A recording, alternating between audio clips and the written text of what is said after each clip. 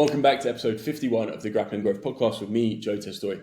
On today's episode, I'm joined by Danny Allen Page, who is the founder of Gravity 7, an agency based in London. I've been following Danny now for about a year and a half on Instagram from his content, and his content, in my opinion, and he won't say this himself, is one of the best. He has one of the best accounts out there. On this podcast, we start talking about content. We go into that, but we talk about the time when he hit rock bottom, his motivation for just essentially being pulled through life, just having this mental battle with himself, whereby he essentially self-deprecates. He is in this place where there's tons of negative self-talk, and that is what fuels him. He sounds and just feels like one of the most ambitious, relentless guys that I've met. And as someone who is now entering their 30s, he gives me excellent sound advice as to the best lessons that he's got from his 30s, what he's done to navigate. He looks at the scope of business and how, if you're just starting out in an agency, you can scale your agency, what you can look to do there. So this podcast is for anyone who is at this place where maybe they think that there's these people who have ticked all these boxes off and they've got everything they've wanted, but in reality, they're still striving for more, which is just an excellent mindset to be in. If you enjoyed this podcast, give it a like, subscribe. Thank you for listening. As entrepreneurs, we all experience challenges in our business journey. I'm Joe Testori, and the Grappling Growth podcast is my attempt at documenting my entrepreneurial journey while building my brands. I sit down with fellow entrepreneurs, understanding how they grapple with growth. I hope you find value and enjoy. Danny, it's a pleasure to have you on the podcast today. How you doing? I'm good, mate. Thanks for having me. You're most welcome. Danny, my first question to you today is, what does growth look like to you? Ooh, what does growth look like to me? I'm a big believer and practitioner, never use that word, of personal growth. So when I hear the word growth, I just think more personal development, personal growth. I think everything's attributed to that. And it's a never-ending cycle when it comes to, no matter what you want to do in your life, whether it's business, relationships, it all boils down to personal growth. I think, so when I hear that word, that's what I kind of lean towards personally. I think a lot of people focus on the wrong things when it comes to trying to grow a business. When they always want to make money, yeah, that's great, but you need to focus on the person you are becoming to be deserving of that money or that business, and that is really where most growth happens. And if someone's listening to that and they're like, okay, well, I want to make that money. Yeah. What do you think the first few steps of looking at that personal growth within looks like? Great question. So I, big believer writing goals down. So you might just say, I don't know, I want to achieve 10K for my marketing agency. Yeah. Well, that's an attainable goal. It might not feel like it, but if you're starting out, it's an attainable goal. Why? Because there's so many people that have done it. Yeah. We know that. So what I would look at is who else has done it and achieved that goal? What are they doing? Not only from a business point of view, but like, what is the type of person that makes that type of money, or 100K or a million? Because they're going to be different attributes that person has, right? From 1 to 10K, they might be good at sales. They might be good at ad marketing, right? From 10 to 100, they might be good at hiring. 100K more, they might be good at leadership. So you got to look at what you are lacking in you got to be self-aware. Like, you have to be self-aware. You have to look in the mirror and say, look, man, what do I need to do? Am I staying in bed or going to bed at 2 a.m, laying in bed till 12 and expecting a successful business? Probably not going to happen, right? So you got to look at what type of person you need to become to be deserving of the result you want. It takes self-awareness, and then it takes discipline to actually go on and do that. I copy everything. I'm a king at copying people's skills and habits. So if I see a habit or a skill that I think I need to attain, storytelling, for example, I was shit at storytelling last year. I couldn't do it. I've just spent the last 2 months trying to tell better stories. That's it. Like, who are the people that I need to speak to tell better stories? Well, Leo, I hired. Gabe, I hired like 3 or 4 of the best Instagram storytellers. give them money to learn the skill so that I can acquire it. So that's my mindset. That is my mindset with growth. And where do you think that mindset has come from? Do you think that comes from your footballing background? Don't know, I think I am a very competitive person, but not so much competitive with others. I'm competitive with myself.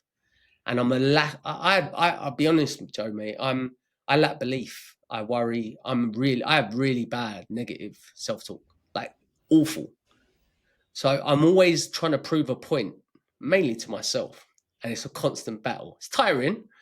So I think that's more where it comes from. It's like a case of, right, what is it I want? Then I go through the series of, well, the bullshit that you would tell yourself why you can't have it. And then I just act in despite. So maybe it's football, I don't know, but I think it's probably a little bit more deeper than that. I think it comes from like where you grew up, coming from a council estate, not having much, having to fight to survive and thrive, and having a point to prove, Mm-hmm. And I think that kind of comes down, well, to push and pull factors in life, and push factors will only get you so far. Or sorry, yeah, they'll only get you so far, and then you've got pull factors that are a completely different motivator and Yeah, driver for you.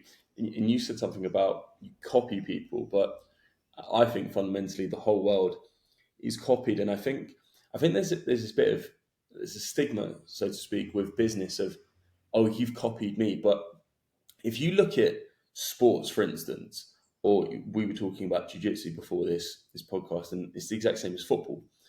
When you go to a jiu-jitsu session or you've got a football training session, the coach wants you to do one specific thing. So you're literally just copying what the coach has done. yeah, And what I find with football and martial arts and sports in general, there's no gatekeeping. There's no, I can't give you this information or I won't tell you this information. It's the whole purpose of, and it shows that the best coaches in the world are the ones who can share the most knowledge, right? But in business, it feels like at the lower level, I believe, I don't believe, and I'm not there yet, I'm not too sure about yourself, but like the high echelons of business, there's none of this. I'm not going to tell you this secret here, or I'm not going to tell you this because it's yeah, we're all trying to rise to the top. And the yeah. best sign of how intelligent someone is can they teach this person this skill? Mm, very true. I mean, even at school, right? You can't copy. You can't copy. Whereas actually, like, if you're going to go into business, you do copy. You want to copy what's working. So it's very true. I think when it comes to business, I think everyone's just greedy, like at the lower level, and everyone's desperate to make money, and everyone thinks from a selfish point of view. I think a lot of people do grow out of that. The people that have the biggest ideas, you sit down with Richard Branson, you think he's not going to fucking give you some really good gems, like the guys guys and gals that make a lot of money. Normally you'll find those people, the ones that are willing to share the most, the ones that are crabs in the bucket, trying to pull each other down.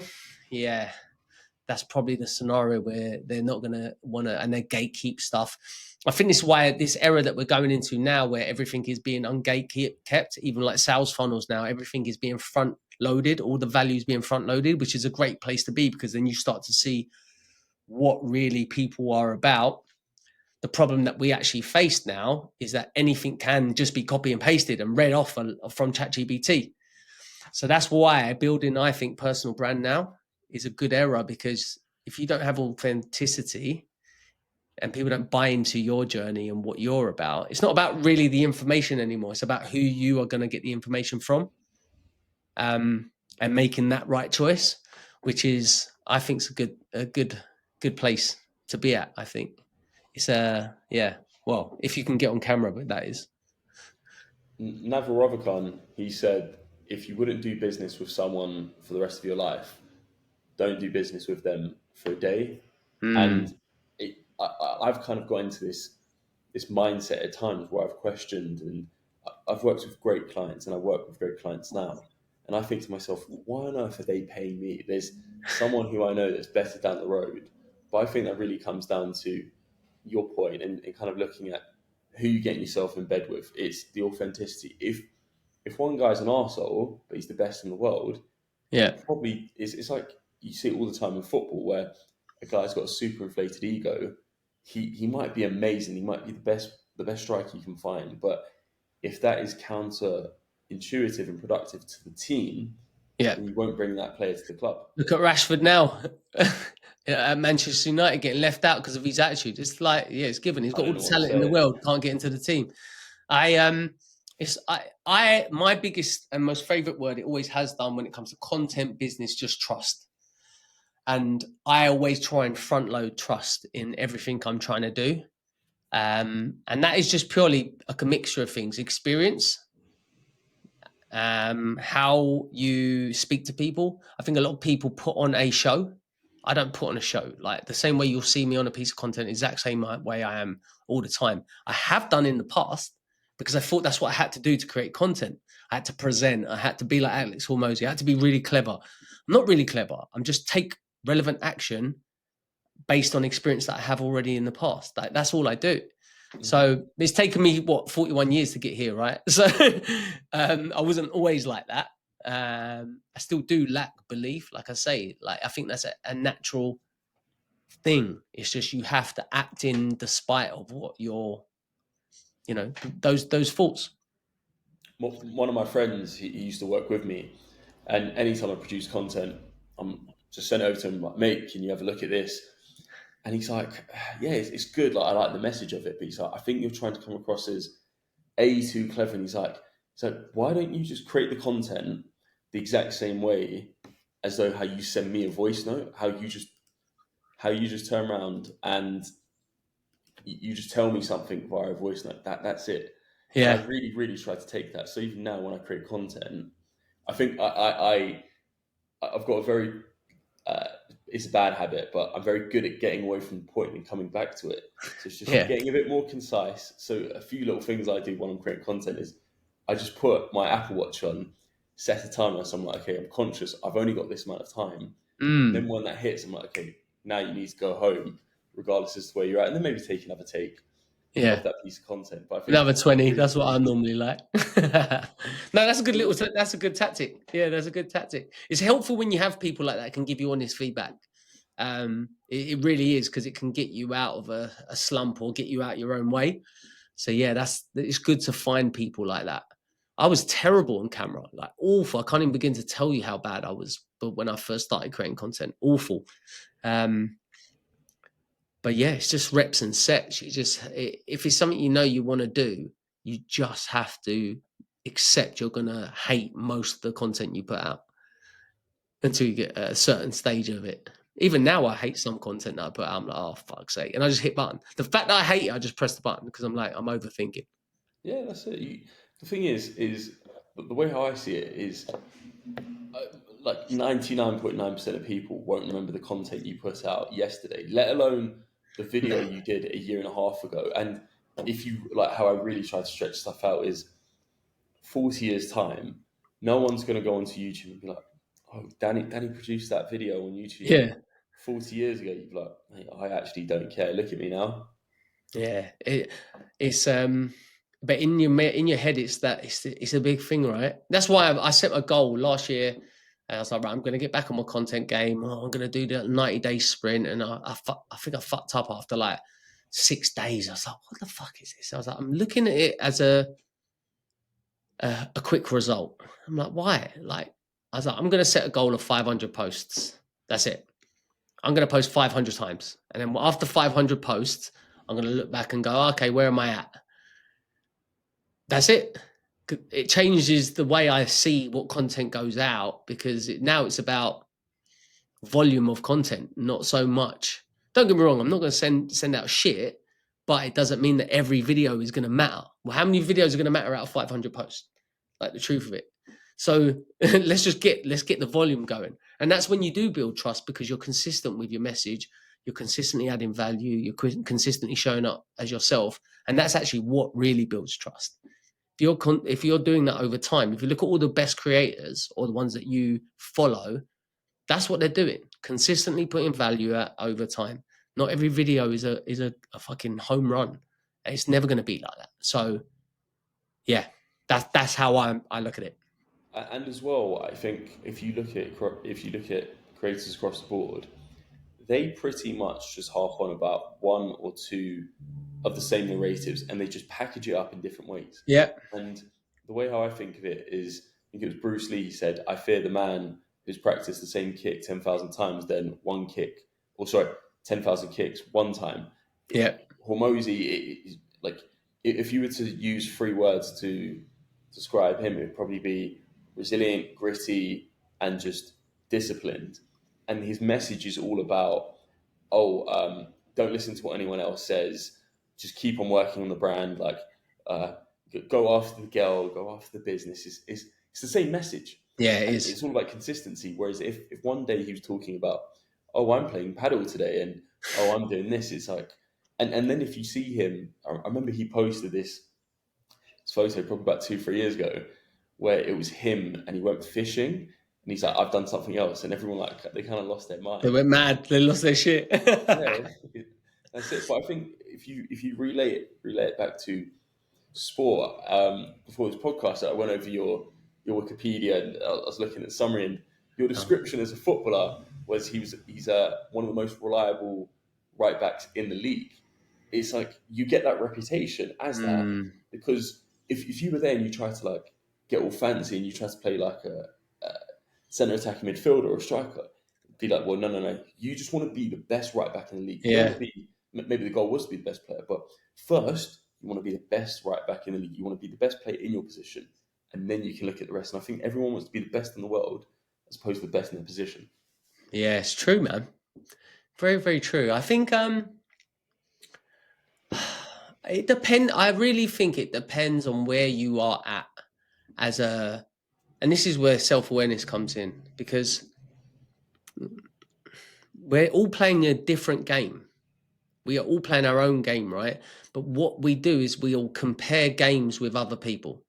So we'll compare with Alex Hormozy. Well, Alex Hormozy pays probably about 80 grand a month on content, team production, but we're comparing the output, we're comparing everything else, right? That's not the game we are playing. Like, some people are playing the game of just being able to get confident on camera, but they're comparing themselves to Alex Hormozy. So that's not the game you should be playing. You should be playing, how can I post 4 times a week and just feel comfortable on camera? That's your game. Some people have no right even creating content. They have a viable business. It's where they're happy, but they feel they have to be creating content. There's so many business owners that are making multi-million pound and they've never put their face on camera. So they're all playing. You just got to understand, what is it you want? What is the game you need to play to get there? And people get confused by that, massively confused by it. How many times you jump on a call with an agency client and they're like, right, I want to run this, I want to do this. I was like, why? What do you mean? Why do you want an AI call assistant? You're getting 4 leads a week. What's that going to do? Do you know, like, it's having the awareness to know exactly what you want, where you're lacking, and then dial in on what you need to actually do. It's not easy, but that's what it's about. And onto that as well, and this is what I've realized, is you think that the next thing that you're going to do is going to be the thing that solves everything for you. Or if you're missing this, it's like for you, you've got 2 of them are amazing photos on the wall. One is questionable. It says Don't hate on Naruto, mate. He hasn't done nothing to you. No. I'm talking about the one. I know what one you're talking about. I just avoided it. I know. But the point being is, it's like saying, oh, I'm going to put this photo on my wall, and that's going to make the room complete. And what happens is, you put that photo on the wall, and then you just look around the rest of the room, and you're like, nah, I need to paint that wall, or I have to do that. And I think it's really a case of, as you said, we're all playing and we're all running our own race. And I think hopefully the case of maturity is, once you get older, you look at stuff and you can see stuff and say, actually, this is what really matters. And I think, and one thing that I really love about your content, and just you in general as a person, is I can tell, and this is the outside, so we never know what goes on. I love hearing this because I don't know what someone's going to say. I love hearing people's perception, because it's like, oh, I wonder if I'm doing a job on content. But go on. I'm going to absolutely slay you now. Yeah. No, but it's a case of you see someone who, and again, as I was saying to you just a moment ago, most of my clients are a bit older, but you see people who've gone from uh, the headphones on, DJ in a fabric, as we made the joke earlier, to family man, kids are your priority. The reason why you started jiu-jitsu is because of your son. You've seen him do it for a year. You thought, what's something we can bond over as opposed Yeah. to playing FIFA and whatnot. And I think a lot of people that they'll look at your life or what you're doing is idyllic, but it's like you've optimized for something completely different from what you were optimizing. I'm sure 10 years ago, before you had kids, life just changes completely differently. And I think people get in this mindset where they're like, oh, well, I want to be like this. And it's like, well, okay, well, wait 15 years, age, weather yourself, go through hardships in life, unchosen suffering, and then you'll be there. And that's a lot of cost to pay Yeah. and time. But, mate, it's very true. I think, uh, again, talking to, depending on where everyone's at, but like if I look back now, the last 10 years, I'm like, fuck, what all of the stuff that's been achieved is insane. Like life achievement, even like getting married. When I moved to Bali for a month with the whole family, like done a bucket list. The business nearly died, nearly came back. I've been broke in that time. Like there's so many things that have happened that I can draw upon those experiences now. And I feel like you just have to be, you don't always know where you're going to be going, right? You don't actually know. You have a vision and you might know the next 3, 4 steps if you're lucky. And I always like the saying is like move with purpose. I would rather be moving with purpose in a direction than standing and not knowing which direction.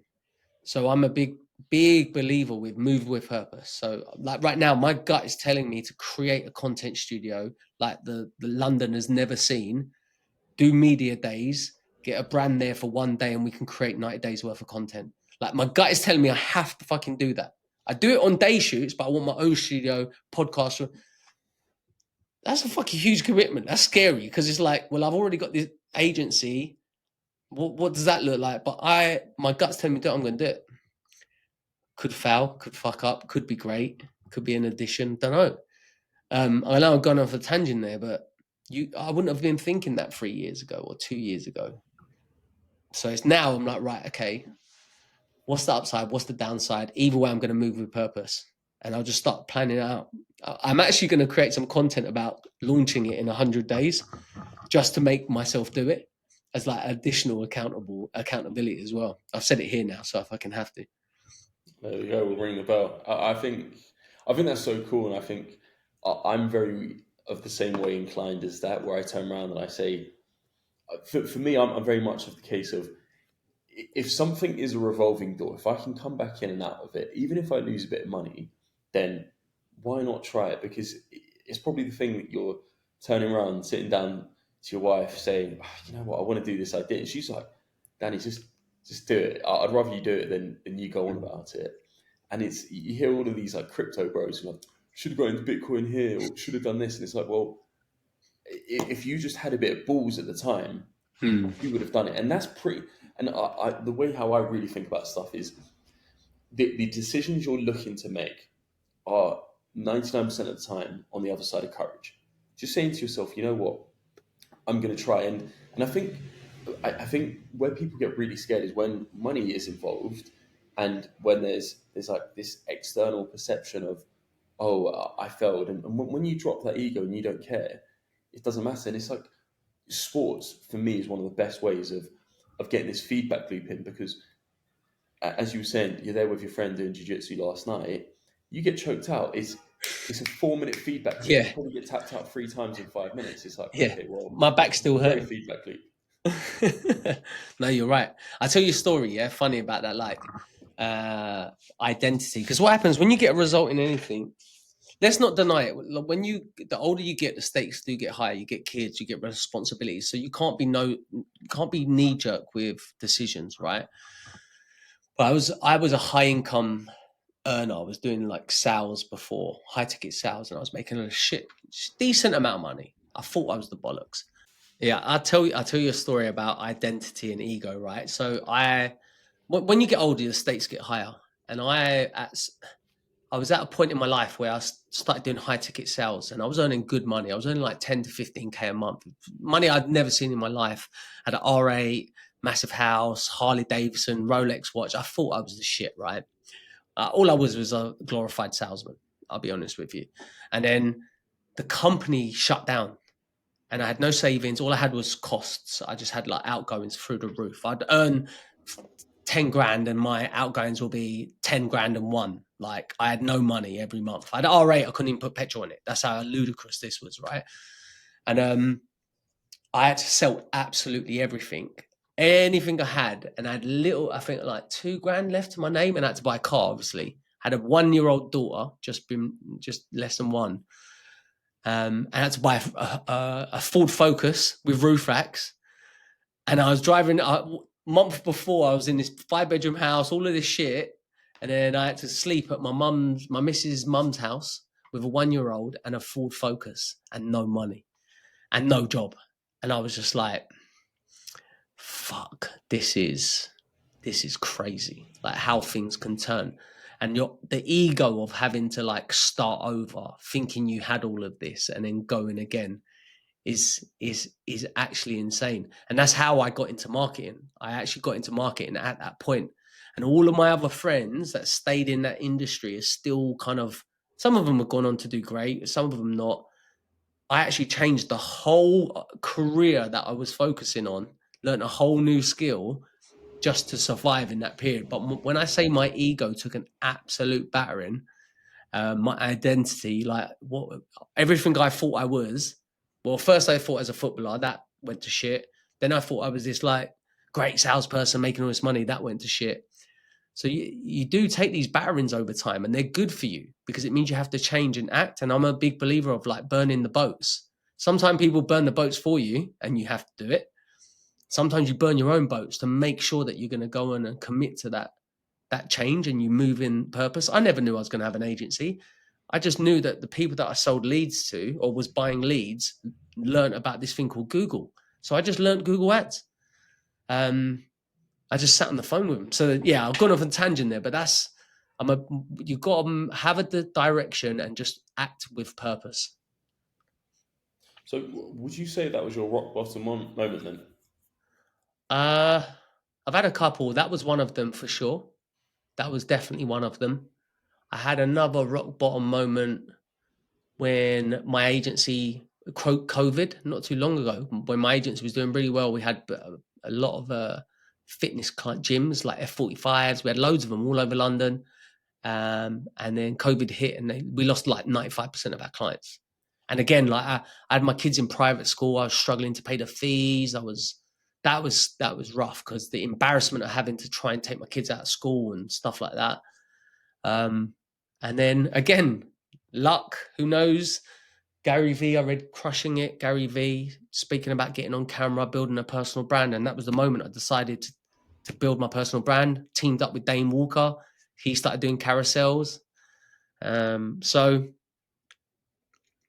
when I say rock bottom, I don't think I sit in a rock bottom moment. I'm just not that person. I just can't. When you have 2 kids and a wife, I ain't sitting at rock bottom. I might feel sad for a week, but there's zero chance you're going to see me not provide or fucking get up and create something. No way. But maybe it's just not happening. I don't feel, that's not a lack of empathy for people that go through tough times, because that's my version of a tough time. It might be completely different to someone else's version of tough time. Trust me, I appreciate that. But I'm also not the person that will just sit and in that space. I can't do it. I just can't do it. And the thing is everything is relative to whoever you're talking to. And as you said, some people's rock bottom moment is them completely homeless in a gutter, and that's it. Equally, there's other people's rock bottom moment. Whereas I remember hearing this kind of comparison of, for my 16th birthday, I didn't get Rolls Royce. It's all relative to your life, and I think a lot of people get caught up in this comparison paradox where it's like, oh well, I need things to get tougher.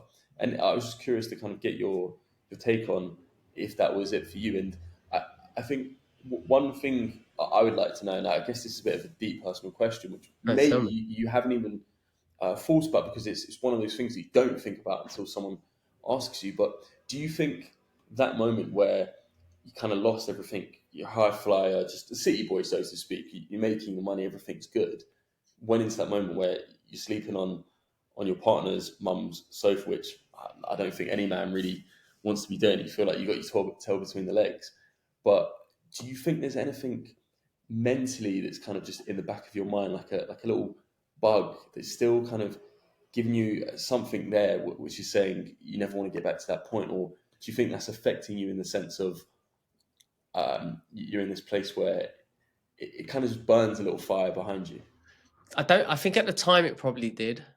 I am very hard on myself.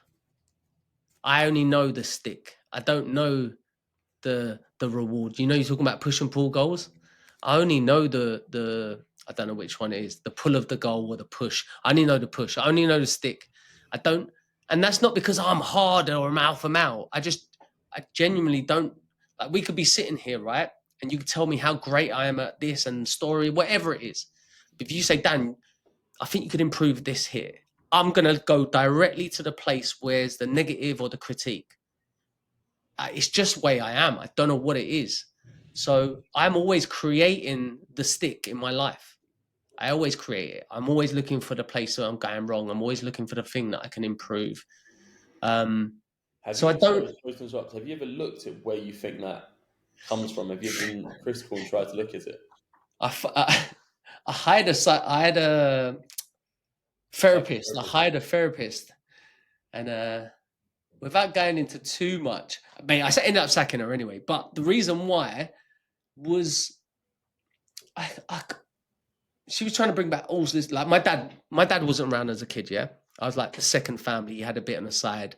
My mum and me. She didn't realize until I was like 8. So I was like, she was single parent most of my upbringing. So my dad wasn't around. You could say maybe because I didn't have a dad, that there's this element of like you're not good enough. Don't know. The thing is, I can't dive. I can't even think back. I think it's a waste of energy. I just can't put my finger on like, oh well, was this one time my dad didn't show up to pick me up? You know, like Yeah. I really struggle, and I'm sure there's people that can connect to that. I can't. I find it hard to be like, oh yeah, that's what it is. I've really tried. I've tried to meditate on it. I've tried to, because it's a tough life, always beating yourself, because you're always putting yourself down. You're always trying to. You're always like acting in despite. Whereas a lot of people are like, be kind to yourself. I'm not very good at being kind to myself. I'm very much a, what's next? You got to do it, and it is draining. My miss goes, you must be just shattered. You must be knackered. I'm like, yeah, but also look at the life we have. Look, don't get me wrong, it's a terraced house, but we ain't got to worry. You haven't worked a day since we've had kids. Like my kids are 11. You haven't had to. She's got her own business, but you haven't had to. I provide everything because I want to. So it is tough, but I wouldn't say I'm unhappy. And do you have an end goal with everything? Do I have an end goal?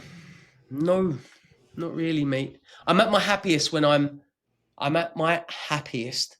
I stick to my word to myself. Integrity. That's the only thing that I genuinely can go, man. Like, so say if I said today, I'm going to train, I'm going to eat well, I'm going to have a great convo with you, like, and then I get to the end of the day, I might journal and be like, yeah, I'm happy. Like that makes me happier than anything else, other than seeing my kids win and like my relationship. But integrity with yourself is the most important thing for me. You do that every day, it compounds, and then where you are beginning of the year to the end, it's unmatched. I'll share something personal with you, which this is something that I journaled at the start of last year, and I had a pretty rough 2023, and I pretty much used last year to rebuild. But I looked at, and I tell you what, it's in. Look at this as a Tell me it. notebook that I wrote Nice. in the back of here. You're battering me about my posters, yeah? Come on, tell me. I want to hear this. So I looked to myself, and as I mentioned to you, I turn 30 next month. but I've had this kind of compass, and I haven't got the end goal.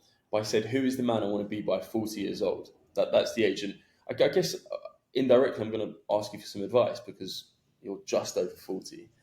But I asked myself, and I think I've never massively been materialistic. I would like a nice car eventually, but that isn't what motivates me. I think what motivates me is similar to what you said, is doing what I say I'm going to do every day, purpose, and my word of the year this year is intent.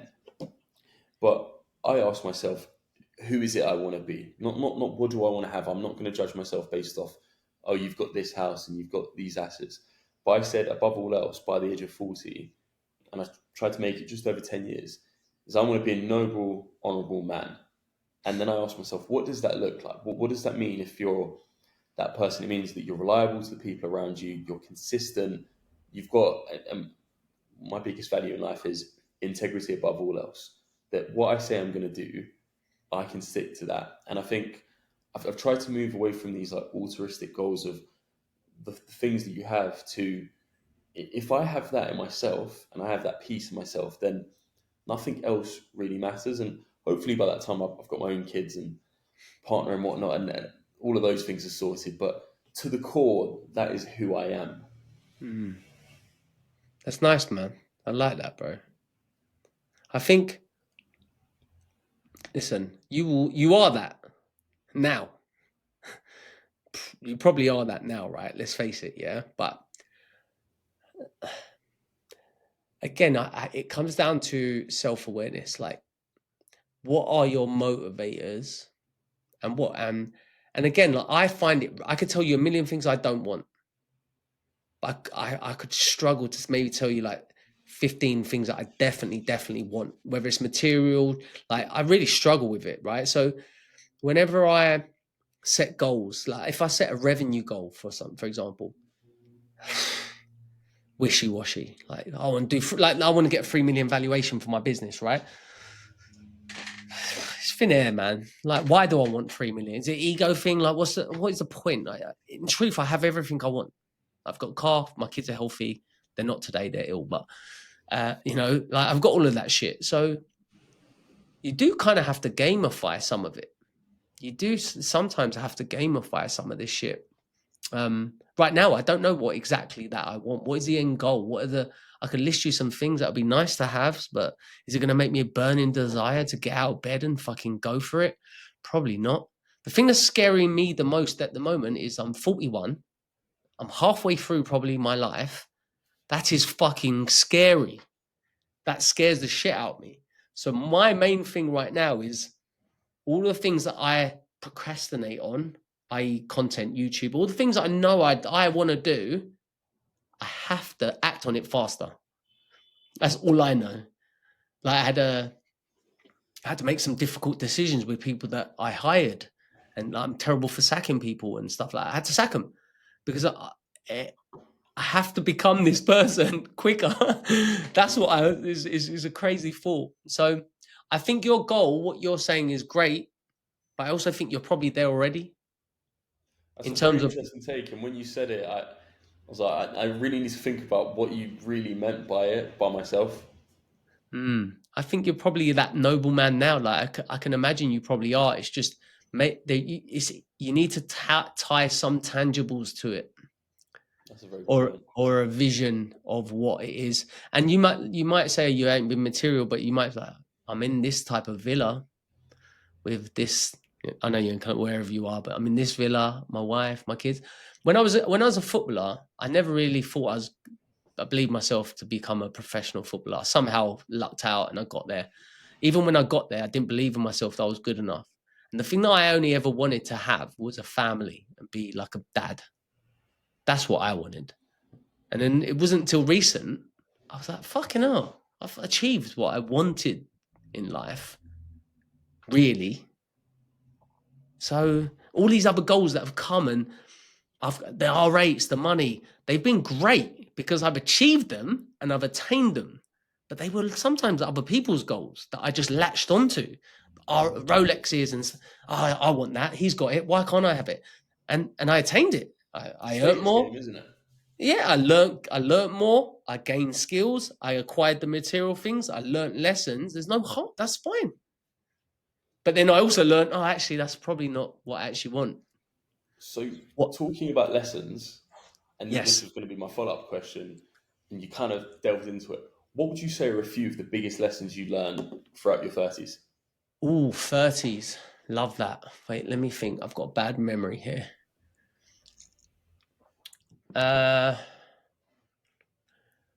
biggest lessons. This is a good question, dude. You always know what you need to do next. Okay. Is that compared to your 20s? Is that what you're saying? You know exactly what you need to do next. The difference is the difference is you saying it and thinking it and actually doing it. Okay. Can you expand upon that a little bit? Okay. So for example, there'll be stuff that you know you need to do right now in your life, whether it's relationships, business.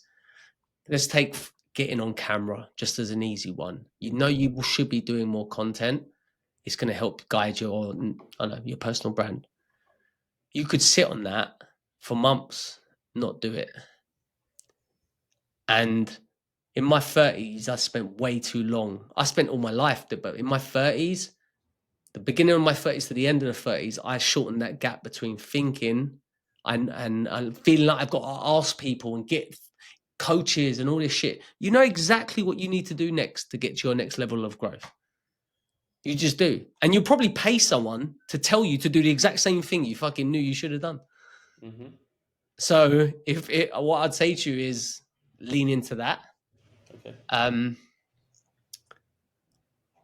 I would say, I don't know. I know you do your jujitsu. What's the other lesson that I would say?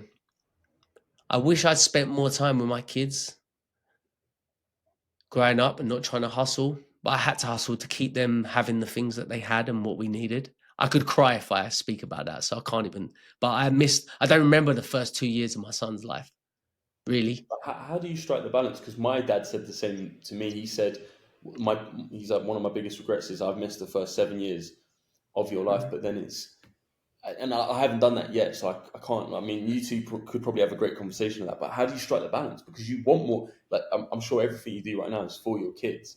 How do you find that balance? Not always for me as well. I think sometimes that's been the issue, trying to do it for myself, feeling like you have to work hard all the time. You don't always have to work hard. The email can wait, the client can wait, it can probably wait. It's just your mindset, probably where I come from, that I had to do the work all the time.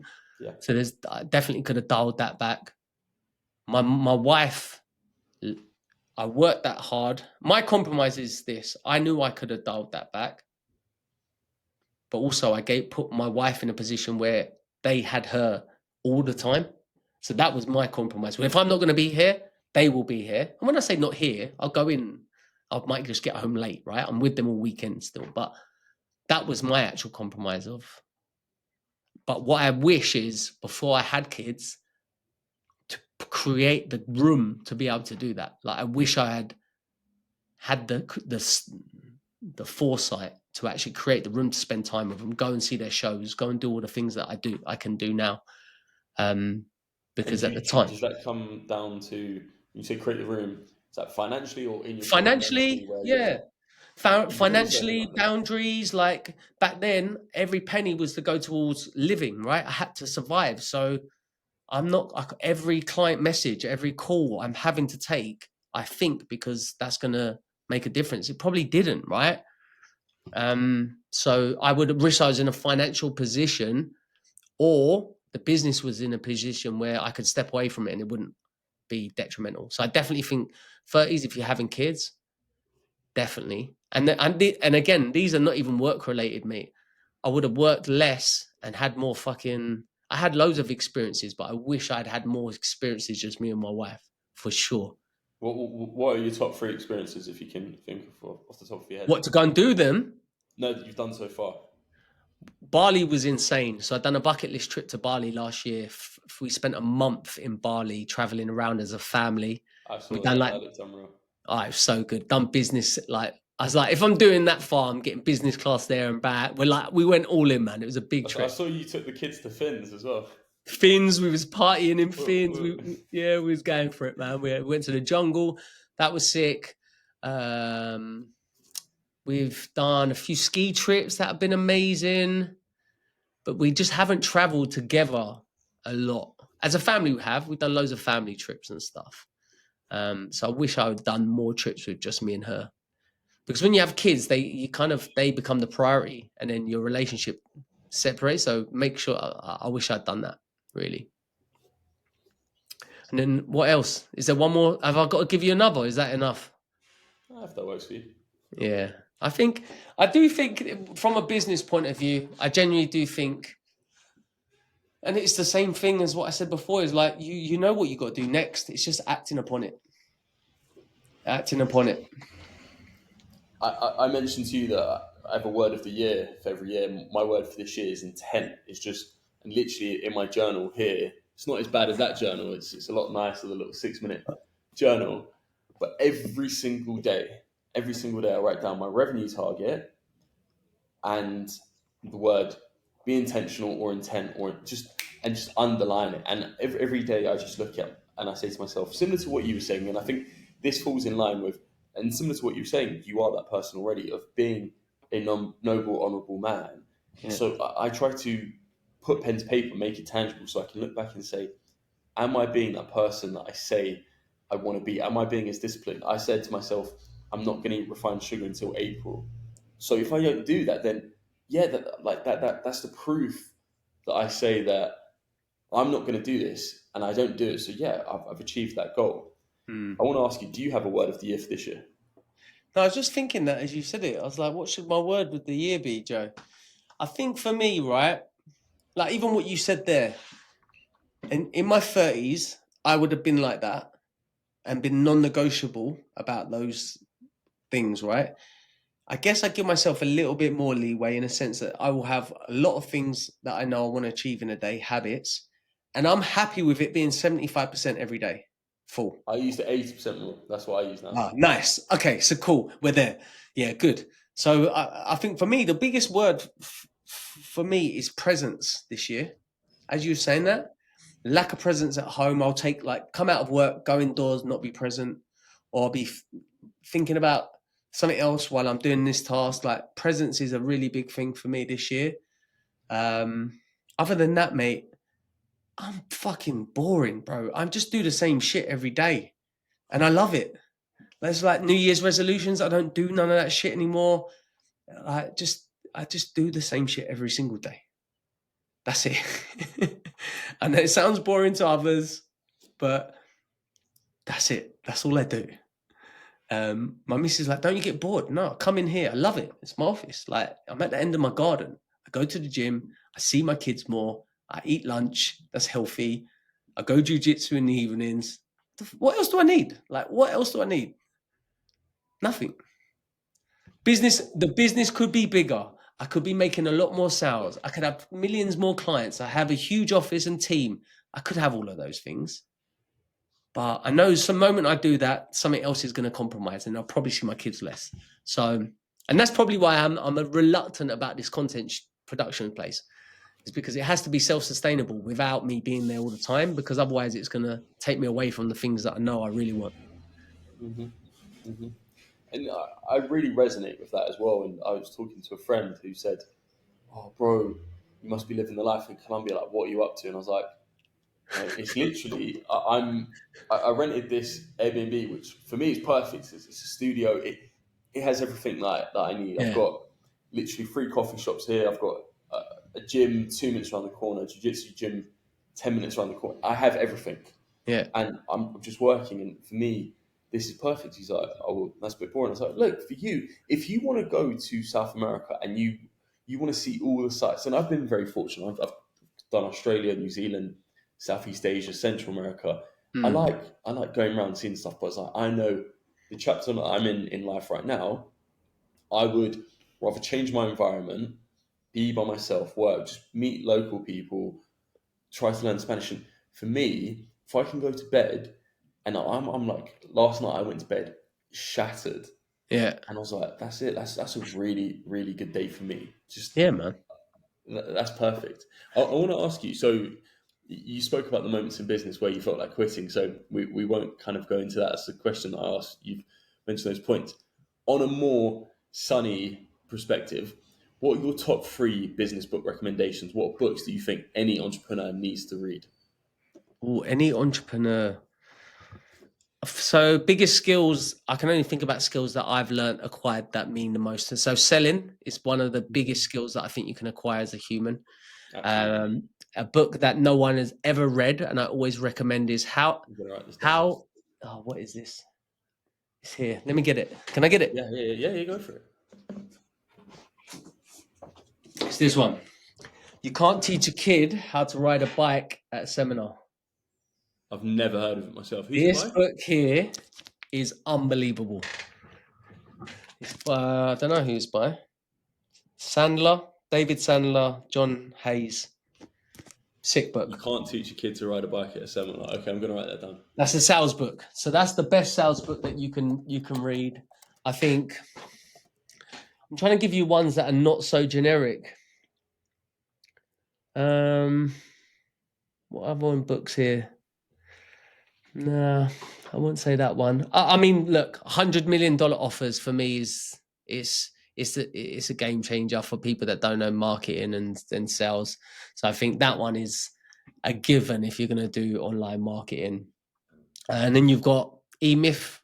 E-Myth's good. Oh, that's an incredible E-Myth's book. such a good book. I'll Just give you taught a me how caveat to to that. not just be the guy that's on everything and try and systemize your business. And that one's a really, really good book. I've got a caveat to that book, which so one of my new non-negotiables is listen to 10 minutes of an audiobook a day. Is very, very, very similar to that book. And I think it would be very applicable to you right now as well, is Buy Back Your Time by Dan Martell. That book's sick. I've read that book. That's so good. That's actually the last book I read. So good. But I do know what I do. I need to action it. Like I get to the point where I read a book and I beat myself up that I haven't actioned everything. And there's so much good stuff in there about like, I need to revisit that book, you know. I read it last year. It's the last book I actually read. And it's such a good book. What's your favorite thing about it? So his principles, I finished it a week ago, if that. It does get a little bit repetitive, and he does these little segues as the audiobook. What I really like about it is just the concept of you within your business. You're not trying to. I'm going to paraphrase this. He's like, as an entrepreneur, your whole focus should be on buying back your time. Yeah. So he uses, he's got his buyback rule. So he says, I think the concept is whatever and he's like, this is applicable to anyone at any stage in their business. Say you make $100,000 a year or £100,000, you make 100K, you work out, and that's your profit. So then to buy back your time, you want to delegate 25% of what that profit is. So then you hire someone for 25 grand a year. So it doesn't matter. Like if you're making a mil, then that's your profit. Yeah. And that's your take home profit. Then 25% of that should be then delegated to people, resources that can then help you buy back that time further. And it was so interesting. And I love the buyback rule. He's got another framework called the ICE framework, which is like impact, concept, energy. Essentially, it looks at how much focus you should put into an opportunity. So, for example, should you focus on content or paid ads? And I've actually got a document because I've got a YouTube video coming out on it on a completely different tab, but using that, and I've tried to start to use that as a decision principle. So instead of saying, should I focus on this or should I focus on this, is I should look at how much time is this going to take from me? Yeah. How much energy is this going to take from me? And what's the potential upside? Like if, like we were talking, the coaching element is if you can only get people who are paying you £200 a month to coach them, unless you're an Alex Hormozy who then launches school, I mean that's a great example, I think, £100 a month, dollars, then he knows he's got the audience that he can just open the floodgate, bang, 50,000 people are going to sign up straight away. And that's what Sam Ovens did. He found his key person of influence to come in and be that figurehead because he knew by himself he wasn't going to get that traction. He thought, I need, like, Hormozy is going to be the catalyst that's going to move me to get to that, and then did it. And I think this is where a lot of smaller creators make mistakes, is I think they think, oh, I want to start this like low level community. But it's like for me now, I'm really, really getting to this focus point where I'm rebranding my agency, going all in on AI. Because for me, I'm like, I'd rather focus on these way bigger opportunities. And I've tried to use frameworks to really assess and think. And I think that's probably the best thing that I've got out of coming to Colombia is I've given myself that breathing space to be away from friends, family, where I'm not in the evenings like, yeah, I'm going to go and just chill with the boys or Yeah. do this or do this. I'm like, my evenings are jiu-jitsu, coming back, thinking. And maybe you get caught up in thinking too much. But sorry, that's complete No, tangent. mate, That's I'm the best loving things the that I angle found of it. I from think it's the books. one, the book is absolutely sick, and you've made me want to watch it because it's more relevant now than it was last year. So I'm definitely going to read that. And two, the whole fact that obviously you traveled before, but you can get up, change location, change environment. That's a big lesson there. There's people that are so stuck in there. Sometimes you are so stuck in your environment. It might be a partner, it might be your parents, it might be you're stuck in that environment where you can't think and you're just in the rut. You have to break the cycle. You have to change your environment, be somewhere else, spend some time alone, and actually sit down and think about what it is you want to do. So I think there's a couple of good things that you said there, mate, that people should take on board because it's really important. I remember, right, and God forbid she listens to this. My mum's a warrior. She's worse than me. Yeah, I call her a neg out, but it is what it is, right? And A when I started, negative. just negative. She's just a neg out. She's going to neg you out if you speak to her. Oh, okay. And when I started earning money, I was obviously doing a lot of crap things with my money. I was buying stupid things, and like I turned up with a Harley Davidson one day, and she was like, "What the fuck?" Because she was so negative in everything I was doing, and that environment was everything had to be positive. Everything had to be. I shut off like everyone around me that was negative, including my mum at that time. Now I'm not saying you should do that. But some people need to do that. Your mum might be the most negative person in your life. You might have to distance yourself, your environment. You have to make those decisions for you. Don't get me wrong. Me and mum got a good relationship. Still speak to her, but it's important. It's really important. If it's not serving you, I'm a big believer. If it's not fucking serving you, you have to change it. If you don't change it, you're accepting it. If you're accepting it, stop fucking moaning about it. Yeah, I mean, I've got some relationships in my life where I feel like they take more out of me than I put in, and I just have to kind of put that line. And I remember seeing this. You might have seen this. If you haven't seen it, I'll send the video to you because it's one of the most powerful, most resonating videos I've ever watched. But it's Tom Hardy. He's a purple belt in jiu-jitsu. He trains out in Richmond actually. Does he? Yeah, he's really cool. I know a few guys who know him. They say he's like super nice. He's got this video where he's talking about I think he got called up by Charles Manson, and he's like, oh yeah, like, I'm not feeling too great. He's like, what's up? He's like, yeah, there's someone who I'm having to let go of in life, and I'm not feeling too great about it. He's like, all right. He's like, do you remember the floods in Oxford? He's like, yeah. He's like, do you remember that boy who got his foot caught in a gate and the river kept rising and rising and they couldn't get him out? He's like, I would have told them just cut it off right now. And it was just something that I thought, it's like that there are times in life and just no matter what, that fundamentally, and you made a good point, was like, I'm sure you do everything for your kids. And you're like, no, I don't.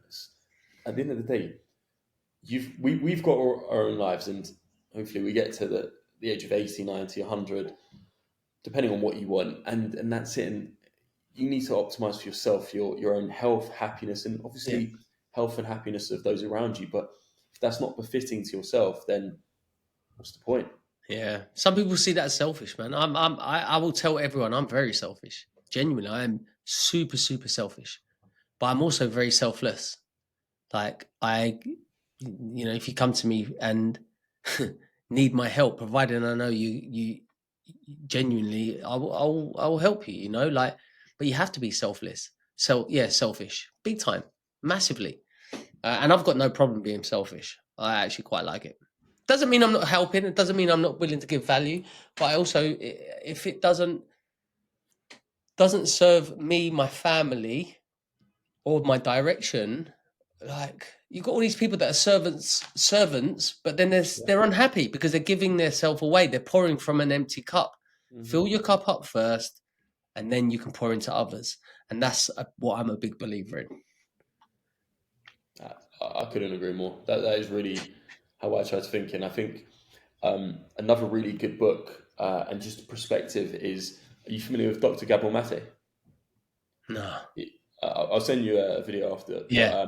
he's a physician who's born in 1944 in the Hungarian World War II, and he's got a book and a lot of literature, but he basically says that he had a study whereby his study with someone else's, where women who were in unhappy relationships over a 10-year, so it's like a meta-analysis, 10-year period, the women who actually were vocal about being in an unhappy relationship were 50% less likely to die than those who were unhappy in the relationship and didn't talk about it over that 10-year period. And there's so many examples, and he's got a very scientific book he's released, but psychosomatic, so many problems that we have in our lives come down to mind, body, and soul. I don't want to get spiritual, but it's so true, and I'm a big believer in it. But if you're there and your internal compass isn't there, that connects to your mind, your body, like your body is a projection of how you feel on the inside.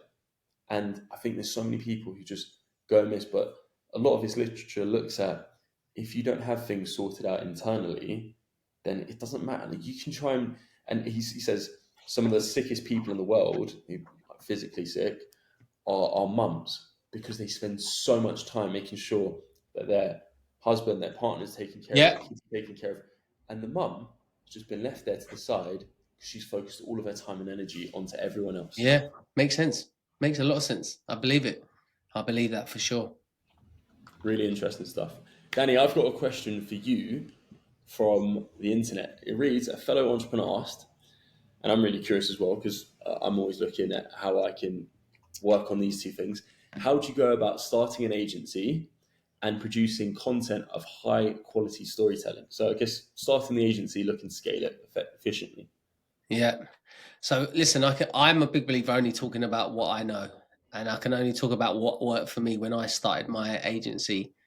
The best thing that I did was I picked a niche to begin with, which was at the time was fitness gyms, and I actually went into the gyms. I went into the gyms. I'd done classes. I invested time, energy to understand exactly what these people needed, and then I would just send them Loom videos, personalized Loom videos, or shake their hand, telling them exactly how I can help them. The first 3 I done for free. I got a good result, and then I scaled very quickly using that result to, I think we had like 43 gyms in the UK at one point, all within a year, just by the graft for 3 months, not getting paid or paying minimum, and then scaling it that way. I think the second question is an add-on, is like how you leverage your results and how you leverage what you're doing. So when I was doing that, I actually done this as you're saying this. As I was going into gyms, doing classes, scaling, I was documenting my journey and telling.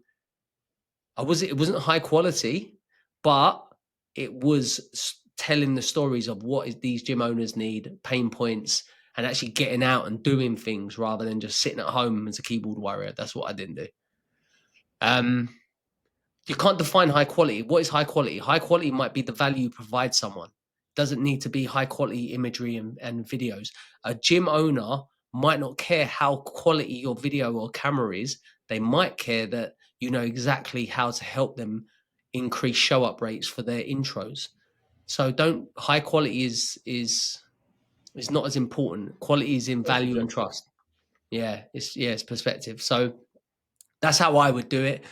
AI is obviously, there's so many things you can do now with AI and outreach, but I don't know any of it. So I'm not one to tell you. I do know this. If you show up consistently as yourself with value, and then you manipulate that value and get it in front of those people that you know you want to target, they will buy if you do it enough times. And that's a given. That is an absolute given. But problem people do right now is they just show up once or twice, then they go missing 2 months, then they'll come back, show up for a week, then it didn't work, then they'll speak to 2 or 3 clients or leads. It's just not going to work like that. You just can't work. It's not sustainable. If you're starting an agency, your next leads are probably in your phone book. I know Alex Hormozy is like, just get busy, pick up the phone, ask someone that needs help. That when I restarted my agency, I was like, right, what niche am I going to pick? Dentists or boutique gyms? I spent one day calling all the dentists in the local area, and all I got was Dorothy on the reception, like, can't get through. I was like, what is this? Like, I want to speak to a dentist. Naturally, I'm just calling. He's not going to answer, is he? He's looking in people's mouths. And I was like, okay, cool. And I called all the gyms, mobile numbers, direct to the person that owns the business. I was like, I can speak to every lead that I want. All right, listen, I've got this idea. Can I come down, train first? I want to know what your gym's like, blah, blah, blah. Come down, shook their hands, done a class. They saw that I could beast it in the gym, got a little bit of respect for me straight out the gate. What's your problems? What are you struggling with? Now I'm on their terms. I know you can't always do that, but that's how I done it in that scenario. What you said there, I said this before, where people get stuck, in my opinion, at the start of starting any business, is they try to do the scalable. They're like, oh, well, if I can't do this, but it's just doing the scalable. If you look at Simon Squibb for a great example, what he does is so unscalable. He goes to people in London, Hong Kong, Miami Beach. He interviews them. Like, he can only do maybe 50 interviews a day, and it's so unscalable. But what he's done is he's got all of that proof of concept, and now he's there, and then he can do, and then the scalable concept is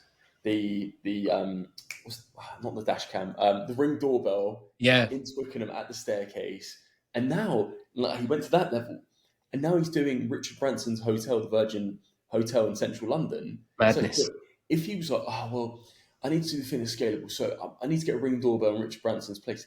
Never in a million years would Richard Branson say, I'm just going to let this random bloke who says he's made money do this, but he's done all of the unscalable stuff. He's done the reps, Yeah. and then he's got to that level. And I think what a lot of people look at when they're starting their business is they're just looking at, I need the scalable thing. And I think the best lesson people can take from here is, yeah, all right, it's a gym, and it's maybe a bit more practical. You can't go into every dentist and be like, oh, can you have a look at my teeth? Because they'll be like, oh. Yeah, you can't do Most people wouldn't want to sit in a dentist chair 50 times over.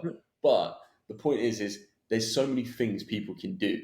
Yeah. And I think people limit themselves based on their mindset immediately, and they're like, I can't do this. But it's just starting with that scalable, starting with the thing that isn't scalable. Going back to Simon Squibb, though, what you just said, what I like about what he does, he removes their excuse immediately. Yeah. So he'll be like, what's your dream? I want to do this. All right, here's the money. Now what? And they're like, they're like deer in headlights, right? Because really it's just an excuse why you want to start. Might be valid, you might have kids, you might have all this stuff, blah, blah, blah. But truth is, here's your money, go on, you can go. And I love what he does, because you then see the people that have the courage enough to go, all right, I'll do it. And then a lot of them have started businesses, they're doing crazy things. So yeah, that's proof in point. Like, you don't have to have all the steps sorted, just next couple, and move with purpose. Absolutely. Danny, what's next for you, and where can people find you? You can get me mainly on Instagram, where I just post what the fuck I want, really. But you can Danny Allen Page on Instagram. I'll be launching my YouTube next month. I'll probably be having some ads that will follow you around and annoy the life out of you. But that'll be the main place. Danny Allen Page on Instagram. Lovely. And what's next? What else? I know you've got big content planned. Yeah. Listen, next month. I've got to launch my agency. I've got to scale the agency a little bit further where it is. Build some new team, and I've got my heart set on building out a content production side of the agency. So that's where I'm going to be focusing, really. So I'm going to document my journey along the way. So I'll be documenting it on YouTube, break down how I make start to finish, how I get there, if I get there. So I can always promise that I'll give you honesty and the reality of what I'm trying to do. And I must say that's probably the biggest reason as to why I followed your stuff and why I like your stuff. It feels like, for me, it feels like another guy who's from London, which is being raw. It's not like this guy who's jet setting and showing all of his best bits. It's you in your office, headphones on, radiator up because it's cold. For me, that's real. So thank you. Yeah, that's the sitch. That's my sitch. Thanks, Joe, man. I appreciate that more, man. That's what, man. Cheers, Thank you. legend.